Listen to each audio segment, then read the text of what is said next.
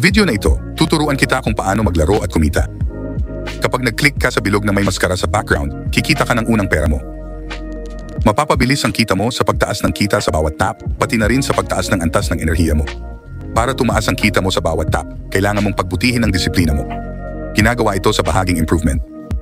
Para mapabuti ang disiplina, i-click ang card at pindutin ang button sa pop-up. Tumataas ang kita bawat oras.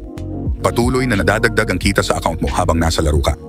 Kung aalis ka ng mahigit 3 oras, hanggang 3 oras lang ang makukuha mong kita. Madalas kang bumalik para hindi mawalan ng pera. Tandaan, kapag bumibili ka ng cards, kumukuha ka ng karanasan at tumataas ang level mo. Sa bawat level, may bagong oportunidad na bumubukas para sa'yo. May quests, upgrade cards, leagues at negotiations.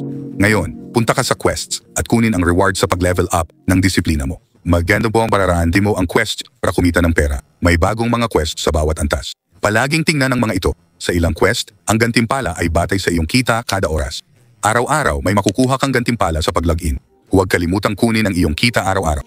I-upgrade ang iyong task manager. Nakakatulong ito para dumami ang iyong enerhiya.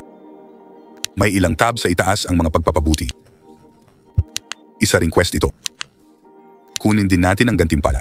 Tingnan mo, may napakagandang task pa sa mga quest. Mag-subscribe sa aming channel para makakuha ng 100k barya.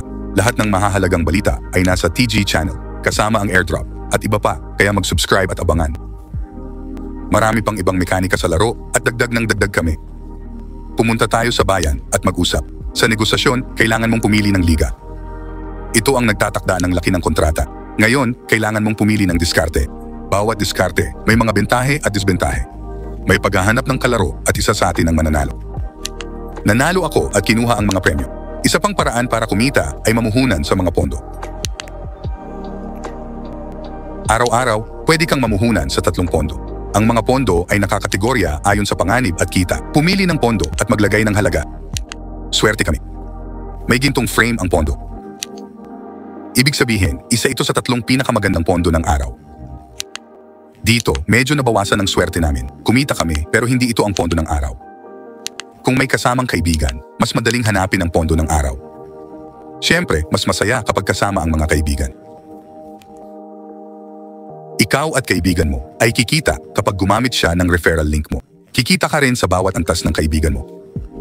Para mag-imbita, ipadala mo ang iyong referral link. Pwede mong gawin yun dito. Ayos, nabanggit ko ang basics, pero marami pang sorpresa sa laro. Pag-aralan ng laro, i-upgrade ang karakter, kumita ng mas malaki, at hintayin ang airdrop.